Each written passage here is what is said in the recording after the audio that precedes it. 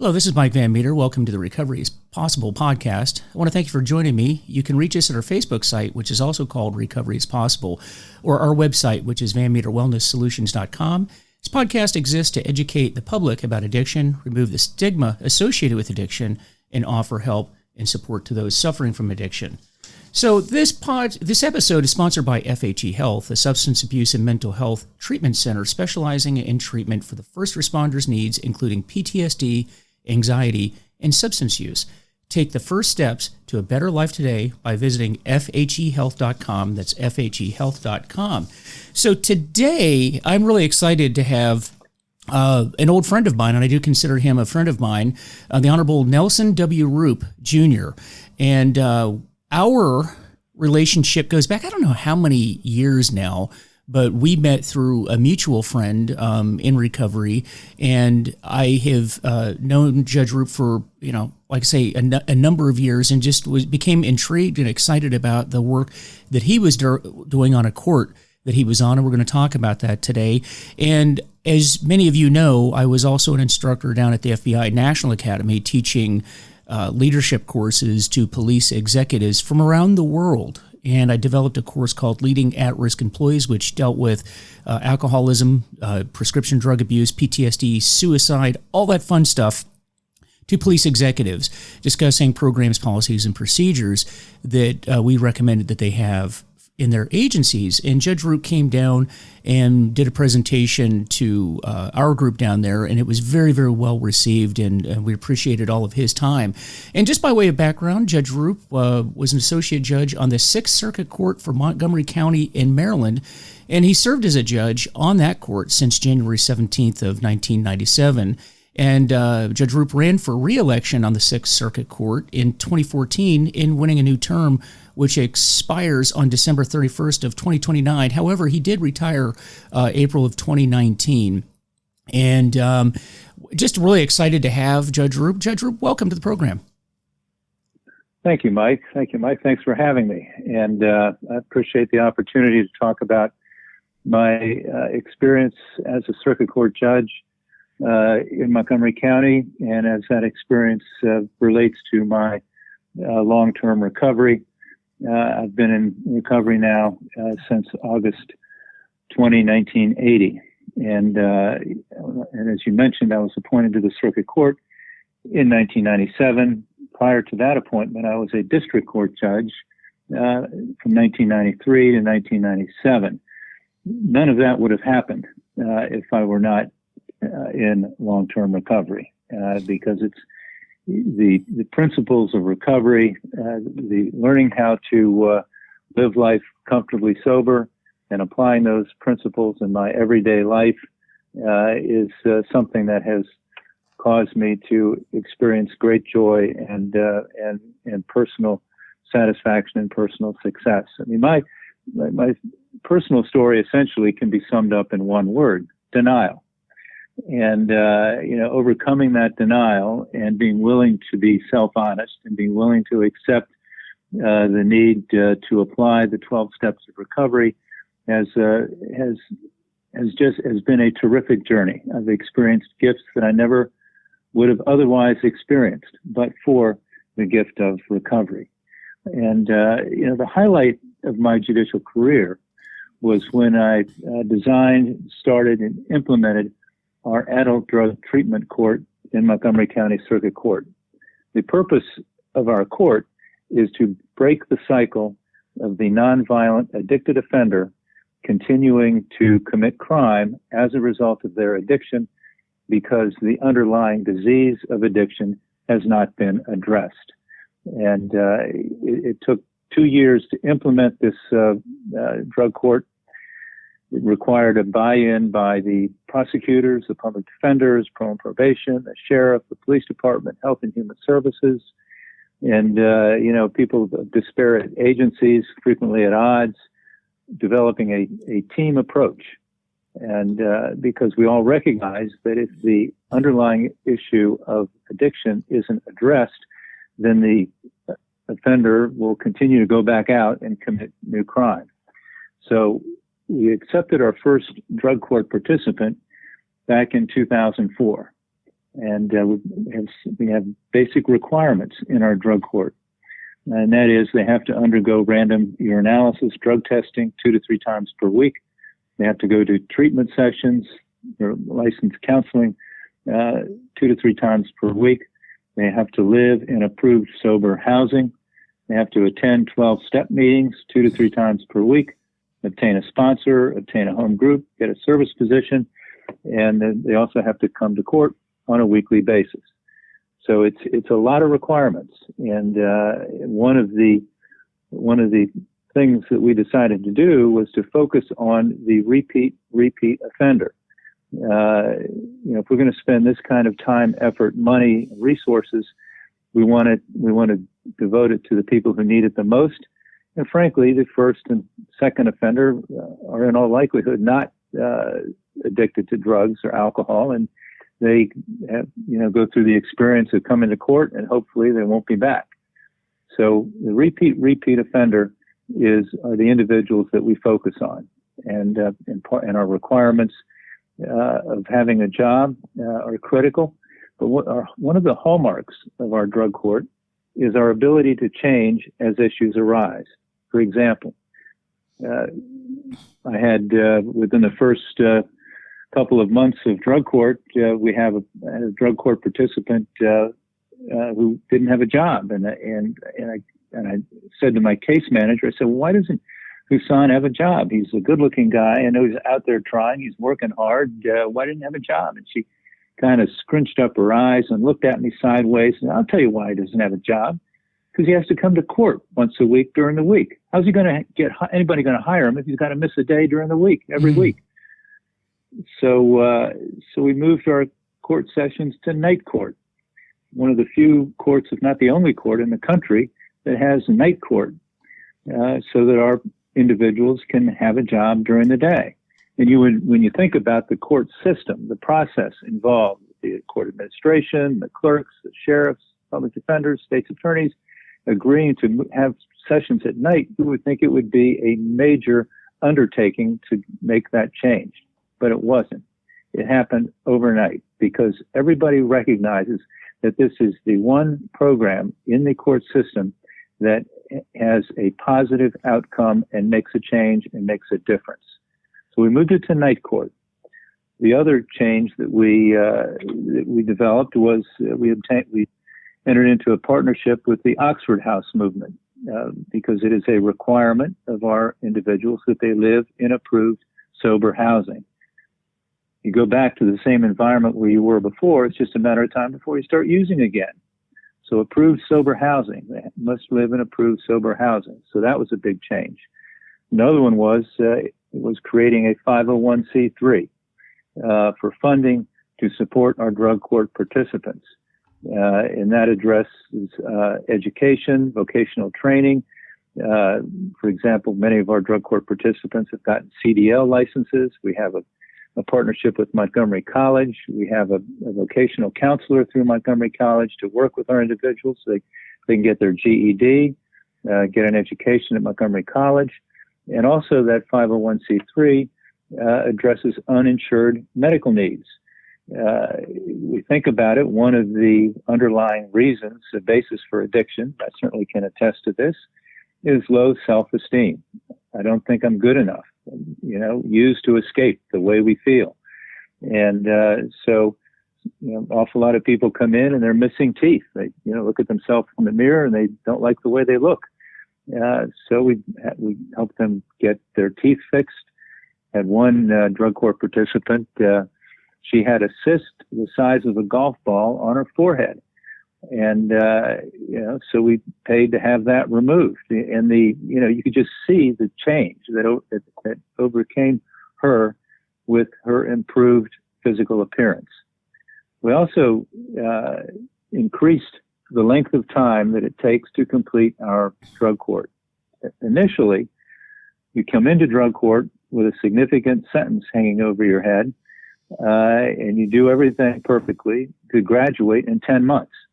Well, as we all know, the longer we do something that we don't want to do, but we're forced to do, the easier it becomes to make that a habit and make that a way of life. So it now takes, on average, 2.5 to 3 years to complete drug court.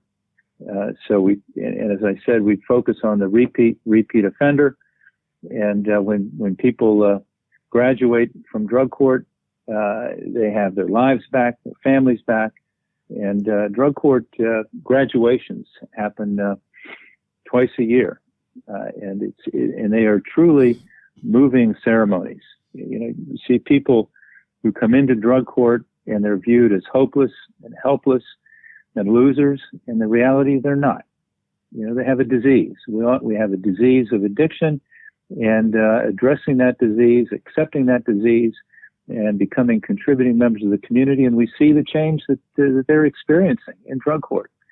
A couple of people stand out.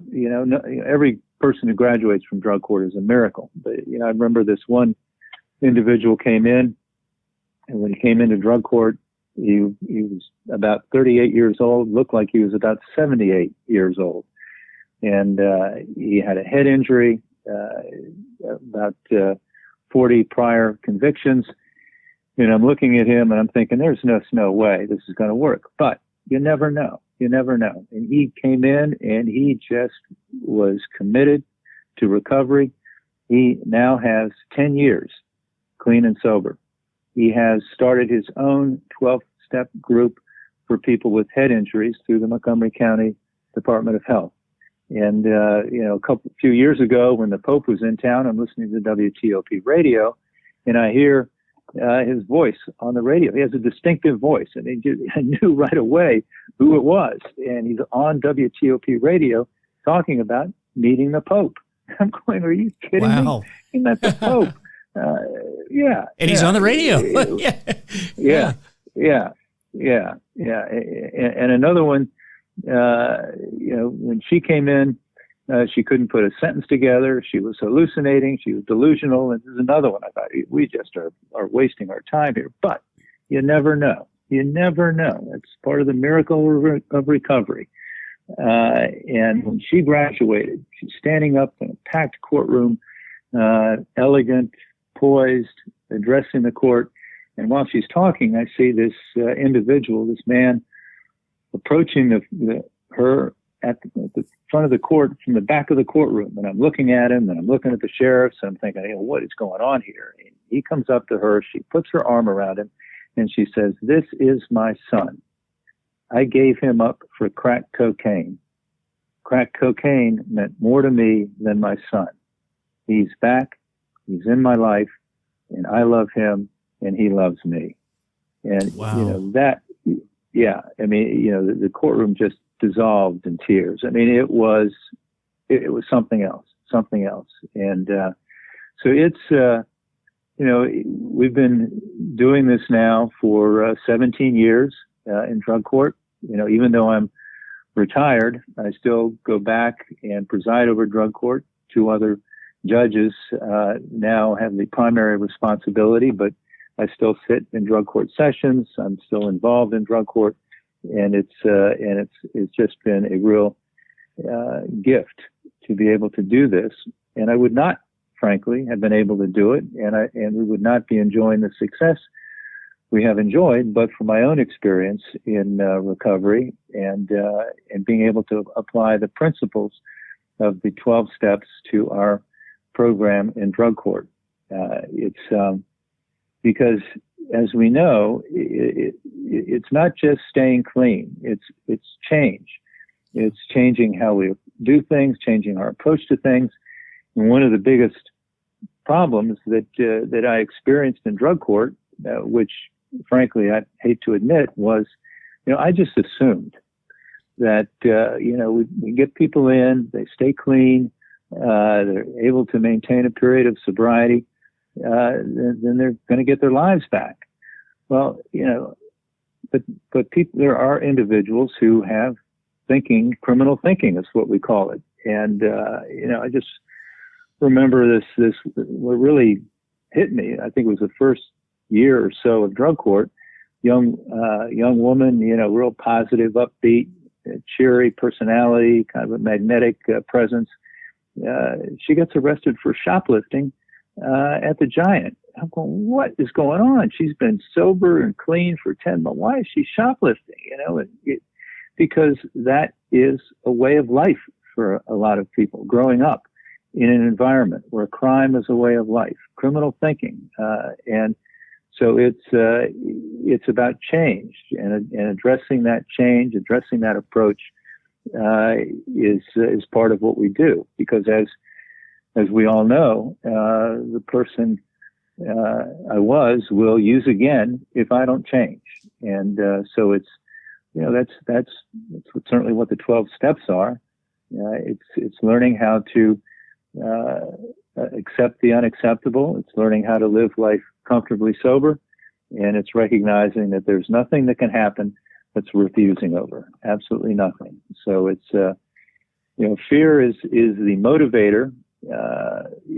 The gift of desperation occurs when we have nowhere else to go, and recognizing that and admitting that we've had enough and we're done.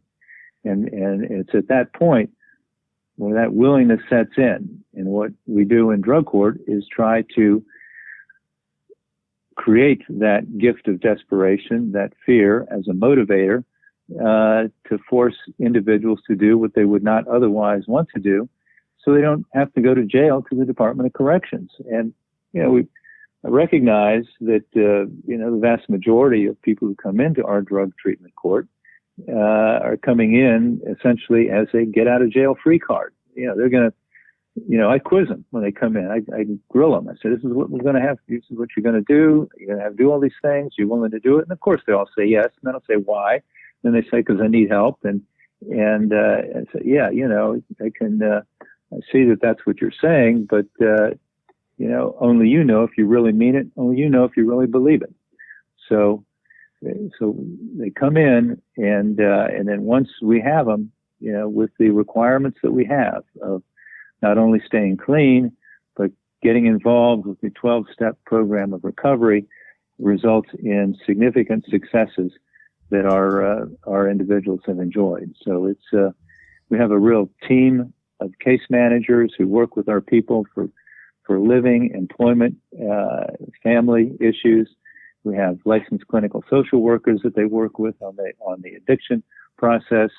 They have a sponsor and make sure that they're going to meetings. They have to turn in slips to verify they're going to meetings. And I always ask them when I see them, I say, what step are you on? And what's your sponsor having you doing? And what are you doing on a daily basis? And, what issues are you having? Because it's, life happens, as we know. Just because we're clean and sober doesn't mean that life doesn't happen. And so part of the process and the success of recovery is learning how to accept life on life's terms and recognizing that we all need help. So it's, as I said, it's been a highlight of my judicial career, starting and implementing and presiding over our drug treatment court.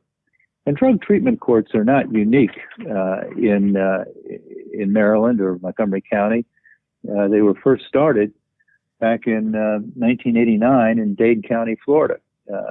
Judge Klein and Janet Reno, who was the Attorney General, started the first drug court. So it's a nationwide program, and almost every county in Montgomery County has a drug treatment court. But I think being in recovery myself gives me a perspective on how people are thinking when they come in, how the addict, how the alcoholic is thinking, and recognizing that it's one thing to stay clean, but it's another thing to change. And what I tell them, self-honesty is the hardest part. We all, we don't want to accept responsibilities for mistakes that we make. We don't want to accept responsibilities for our conduct. We want to rationalize, justify, deny, as opposed to saying, I made a mistake. I'm sorry. It won't happen again. And I'll change the way I do things. So it's a process, and it's been highly rewarding for me personally. And, just seeing people who are looked down on as hopeless, helpless losers become winners. and get their families back and get the joy of living and seeing them smile and laugh and enjoy life. It just makes it all worthwhile. So, gone on longer than you probably wanted me to, Mike. No, it's been great. It's really good. And I have some follow-on questions, if you don't mind. What we're going to do, let me just read a note from our sponsor here, and we'll get into some of those questions, because this is really, really good stuff, and I appreciate you explaining all of this to us. So I'm learning some new things as well. So this episode is sponsored by FHE Health. FHE Health has been providing life-changing behavioral health services for more than 20 years. They treat substance abuse and mental health disorders in an individualized and comprehensive approach. Recognizing the specialized treatment needs of the first responder community, they've created Shatterproof, a dedicated program for law enforcement, fire rescue, and similar communities to receive treatment among peers. They're experienced in providing privacy and working with unions for employment. FHE Health is committed to providing the best care experience for our patients, for their families, and for our community. Learn more at fhehealth.com. So, I have to say, when it comes to drug court, my opinion on this whole topic has changed since I've been in recovery in years. And it's funny, I like how you take the recovery approach to what you're doing, because I think it's so true. And for those of you that are not in recovery, that need to be in recovery and are contemplating recovery, there's a concept that I heard early on that was kind of a theme throughout what you had in your discussion here with us today, Judge Rupp, and that is that we don't expect you to change much in recovery. We just expect you to change everything, right? Because whether it's our lifestyle, whether it's our addiction, we become creatures of habit, and we do something a certain way, and that way doesn't work. We've proven by the time you end up at a 12-step meeting or you end up in a courtroom, something's not working. Whatever you're doing isn't working, and you need to change it. And oftentimes, I hear with people that I work with in the community, and the community I work primarily, not exclusively, but primarily with, is the first responder community. And that is, well, I hear you, Mike, but I'm going to do this, or I'm going to do that, or the way I do things is this. And I always tell people, look, I wouldn't even be talking to you if that was working. You might want to try something different. Now, where my thought pattern has changed is, when I got into successful long-term recovery, I was adamant that, this is something you do on your own. I have the adage, I have had the adage that is that if you want to get well, there's a lot I can do for you. If you don't want to get well, there's nothing I can do for you. And so to me, the idea of making somebody go to 12-step meetings was foreign to me. And it's not really something that I accepted early on. But I think now, in time, with time and sobriety and being around people and watching how people work, I'm more of the school of thought that sometimes people need, there has to be a catalyst in somebody's life that causes them to want to change, because when you're in the depths of addiction, you are not capable of seeing what everyone around you clearly sees, and that is that your life is a disaster. And sometimes, and it seems obvious to everybody, but except to the person that's in the fog and the depths of that addiction. And sometimes it takes a situation where it's like, look, you don't have a choice. This is what you're going to do.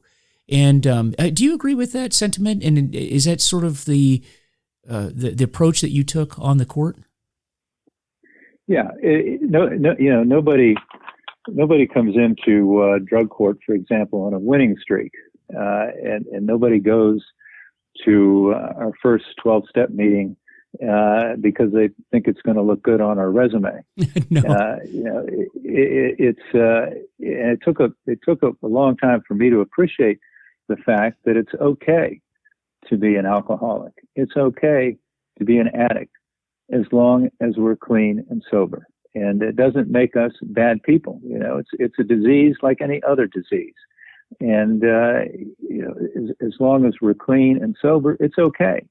But there is you mentioned earlier in your introduction, the stigma associated with addiction. And that is a very real issue.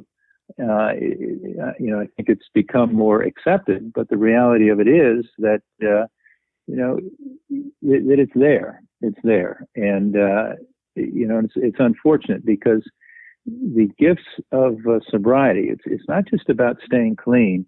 It's about changing the way we look at things, because for me,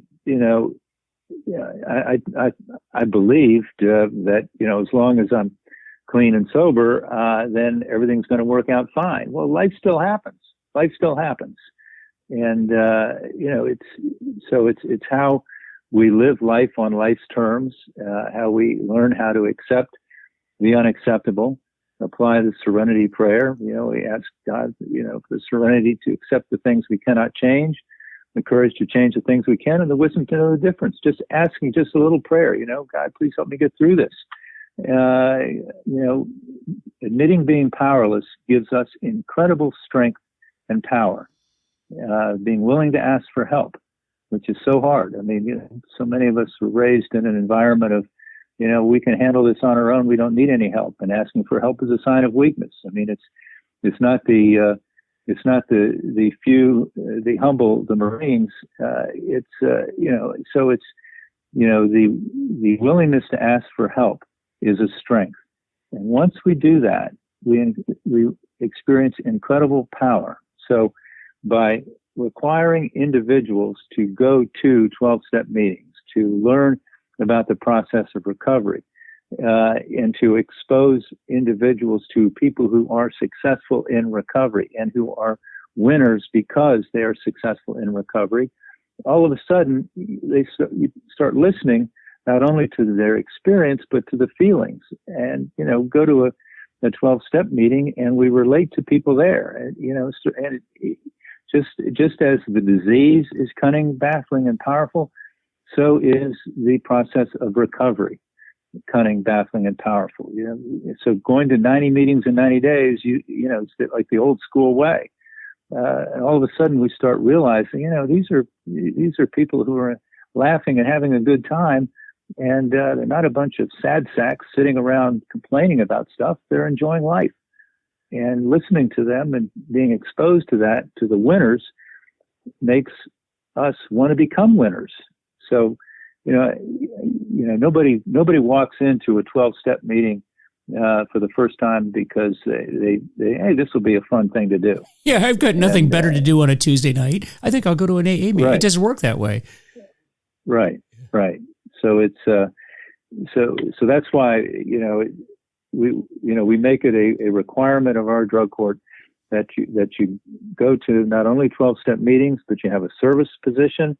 And I tell them coffee maker is the preferred service position because AA meeting, you've got to make, the coffee maker has to show up early to make the coffee. Then all of a sudden you're forced to talk to people and to make connections, and then you got to stay afterwards to clean up. And, you start to connect and to relate in. So a service position, a home group, and a sponsor, you get a sponsor and, you got somebody that you can talk to about anything. And that individual becomes, frankly, the most important person in an individual's life in recovery. It's just not talking about staying clean. It's talking about issues and problems that come up and how to work through those issues without using what we did before as our fallback, and that was to go get drunk because things aren't happening the way we think they ought to be happening, or to celebrate something that did happen and then lose everything as a result.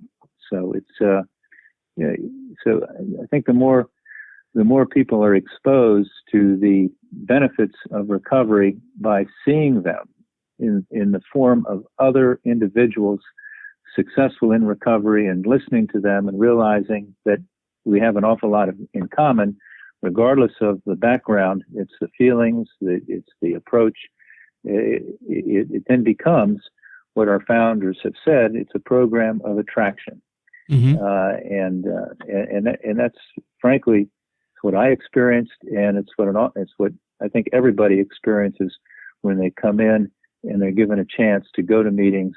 The 90 meetings in 90 days. There's a lot to be said for that. Yeah. And I think that's really what it comes down to. I think that's where I've changed my outlook on this, is that people need to be exposed to, because it's just so hard to get people. I know people that I work with, it's so hard to get them to go and just see what we're talking about. And I think that your court, that was really what it was, is getting them to go and check it out for the first time. And when you see it, I remember early on in recovery, I was surprised because it wasn't at all what I thought. First of all, you mentioned people of all walks of life. I think that there is that stigma. People have, the public has opinions of alcoholics and drug addicts and, people that have addiction issues, and they look at it as being a willpower issue, which it isn't. Those that are in recovery certainly know that. It's not about willpower at all. You don't will your way to sobriety.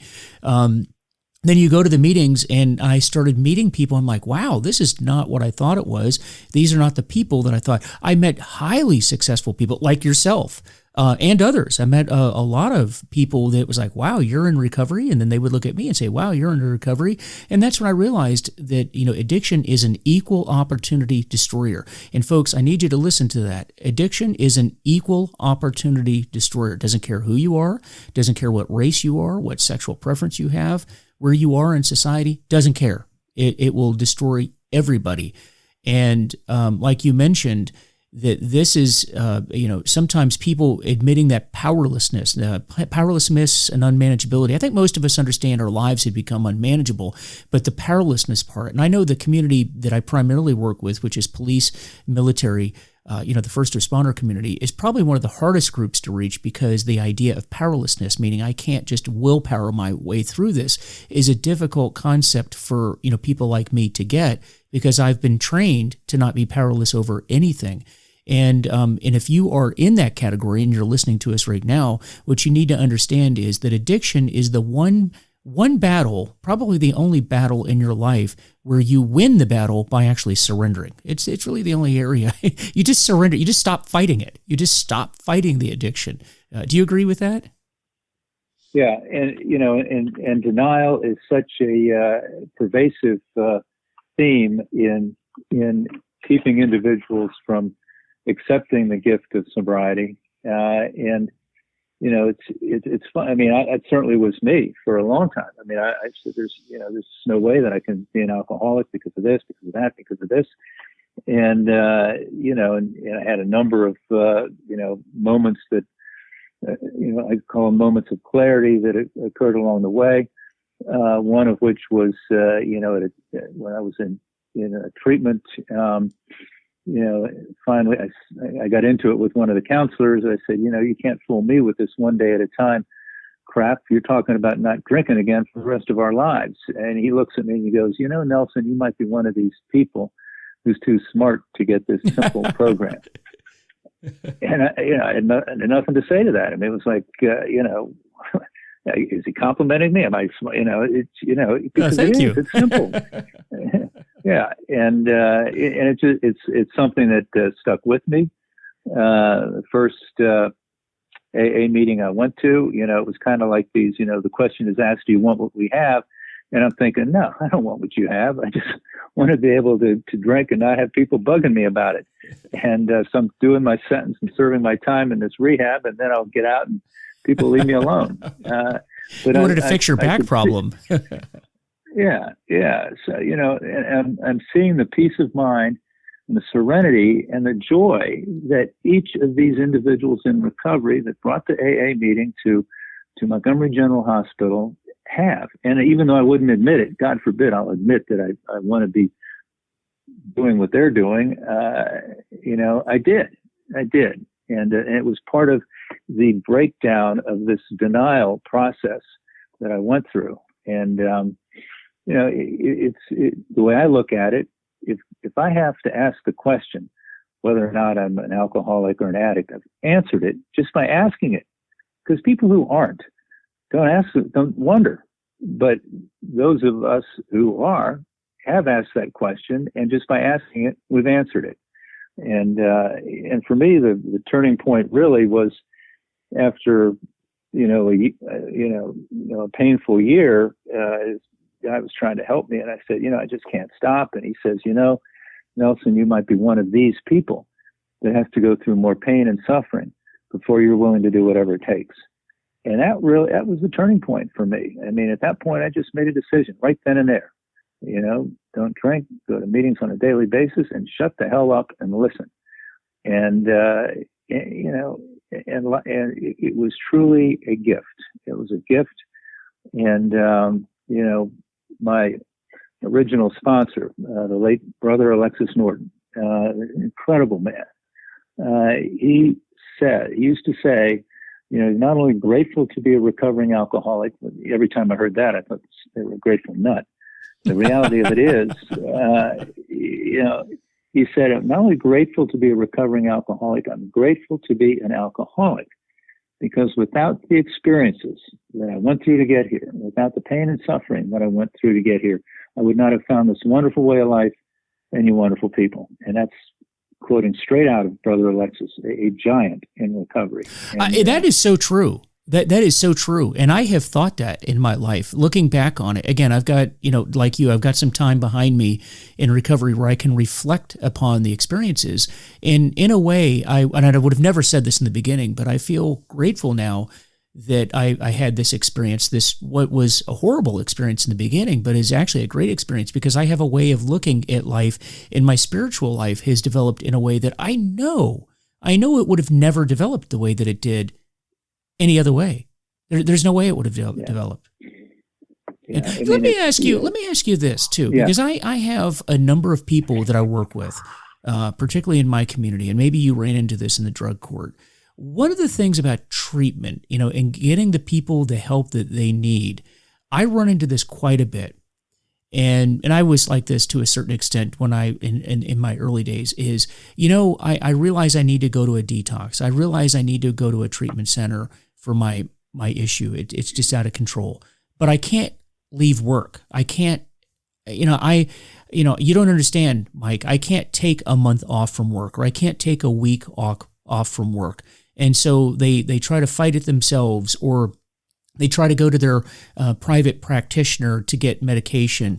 But these people don't understand what medication they need. Oftentimes, their family physician doesn't understand recovery, and it seems like the blind leading the blind.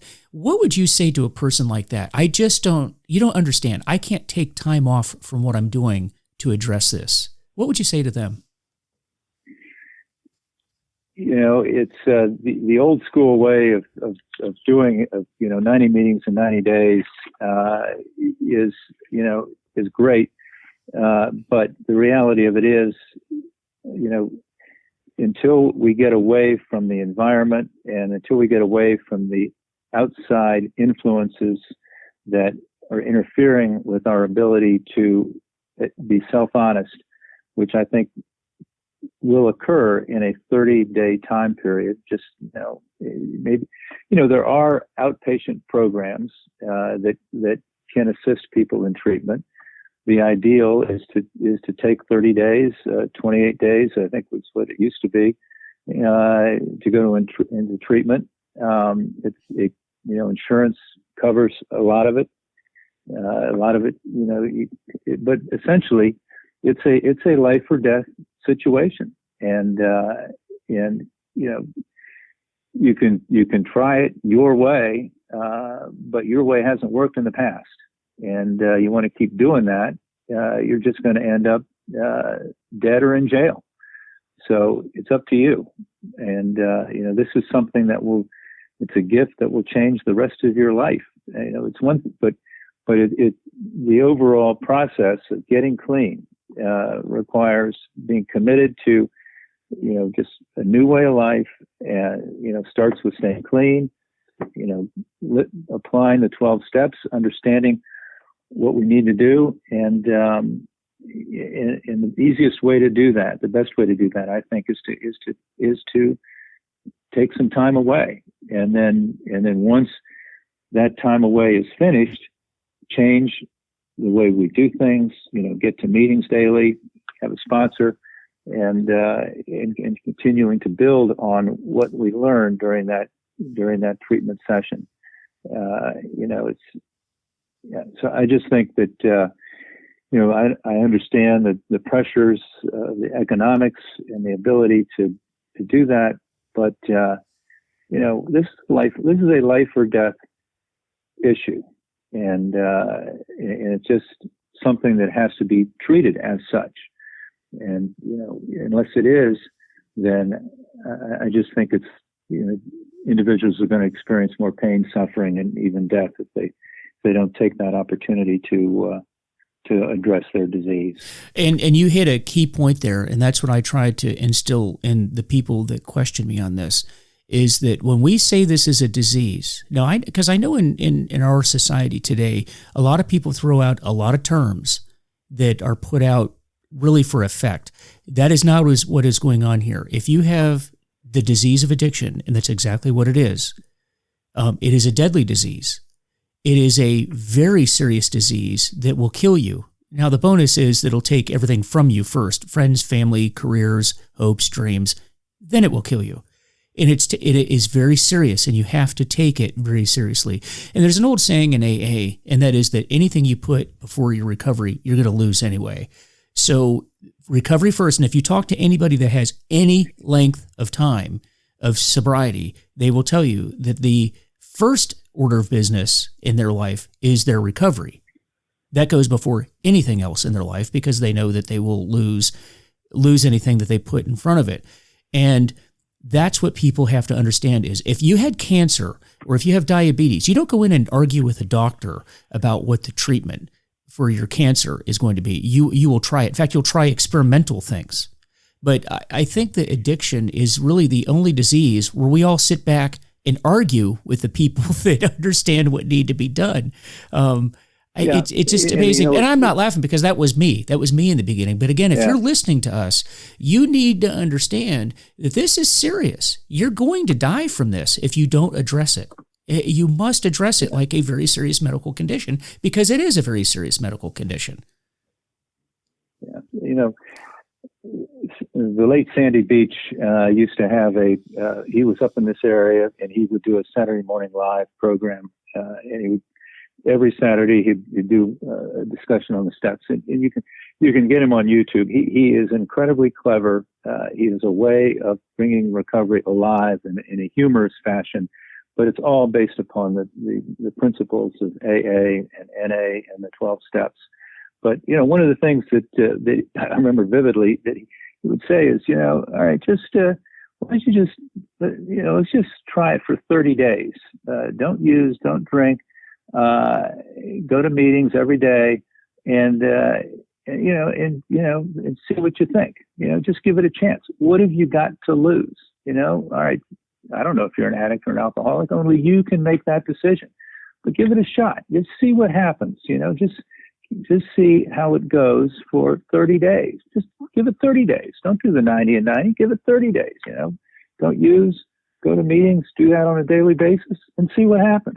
Keep an open mind, and just like the disease is cunning, baffling, and powerful, so is the recovery, because we start going to meetings and all of a sudden we realize, these are people that I can relate to. These are people that have the same feelings I have about things, the same reaction to things, and here they are enjoying life, laughing and having a good time, and I do want what they have. I may not admit it, because God forbid I ever admit that I'm wrong, but I do want what they have, and it is such a gift. So I mean, just my suggestion would be just give it a shot, make a commitment right now, today.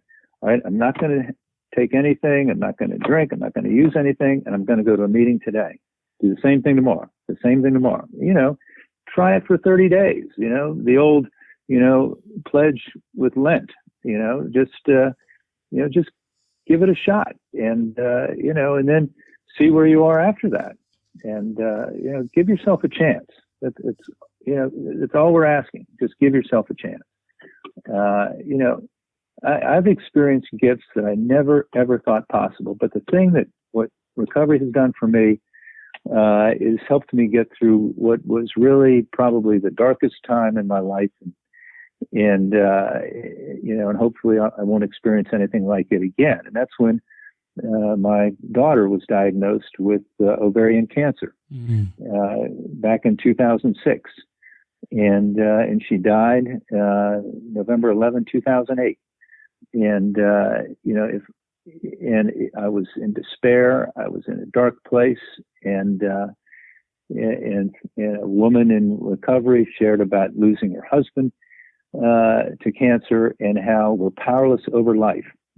And sometimes the only thing we can do is show up and be present.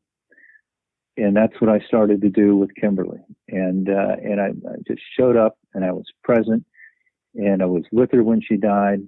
And I teach a course, and I helped a student get a job. And the night she died, a student gave me a gift, a bottle of single malt scotch as a gift. And I was with her when she died, and I was so angry and depressed. I was going to drink it. The hell with this. The hell with this. I was angry at God. I was angry at life. And fortunately, my wife was there after she died, and we're together. And I said to Mary, I said, I got a bottle with me. She said, what? Give it to me. And I knew that would be the answer, but it was that close. And the gift of recovery allowed me to be present for her throughout that.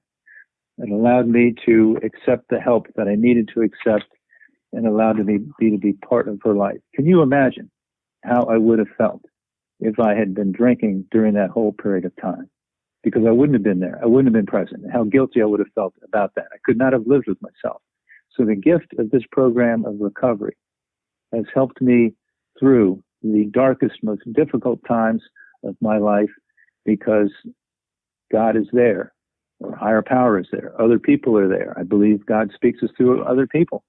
And it helped me get through that. And, it's something that I wish I'd never had to experience that. I wish Kimberly was still with me, but it's something that without the program of recovery, and this occurred while I was an active, sitting judge with 28 years of sobriety, a founder of Drug Court. I was that close. It was that close to packing it all in. The despair and how I felt.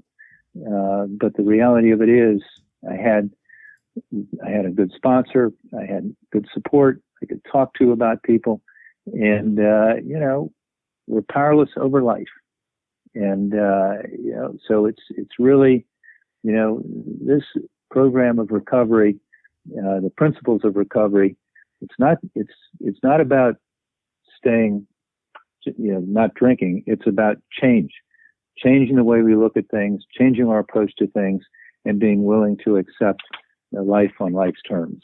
So it's, to me, this is just an incredible gift that I've been able to receive in recovery, and I've enjoyed incredible experiences as a result.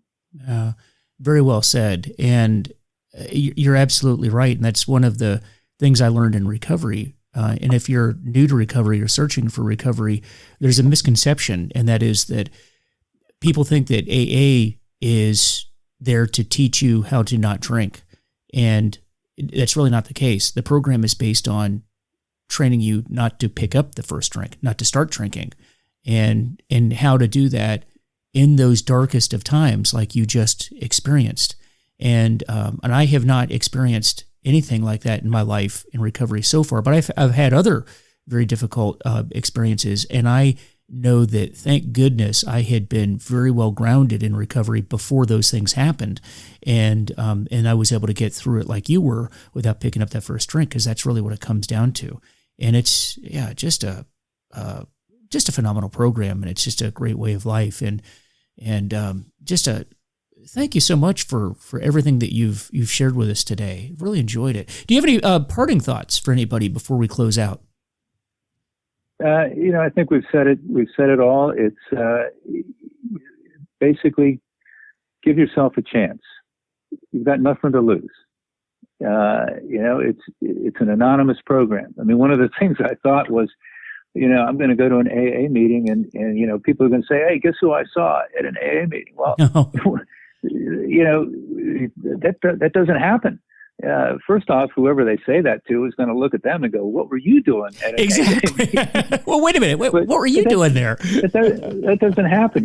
That was one of the things that in my own ability to justify not going to meetings that I've used, which was nuts looking back on it.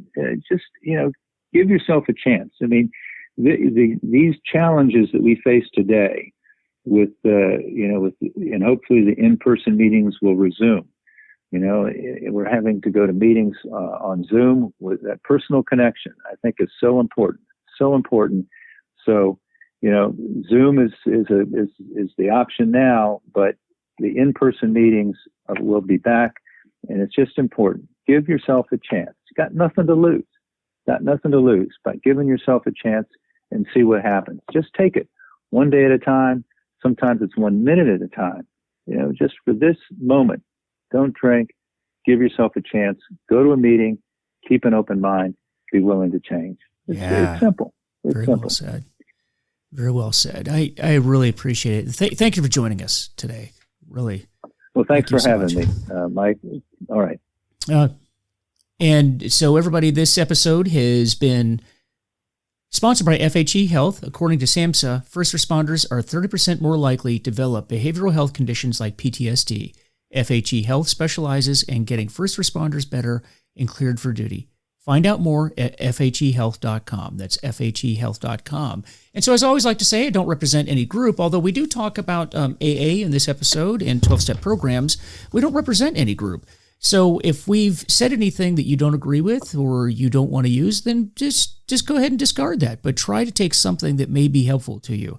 So that's what we do in recovery. We help ourselves along the way, and we help to impart the knowledge we've gained to others as well. So with that, please visit our Facebook page, which is Recovery is Possible, and our website, VanMeterWellnessSolutions.com. Let me know how I'm doing, and let me know if there's a topic you're interested in hearing. I'd love to hear from you. Take care, and I will see you next time.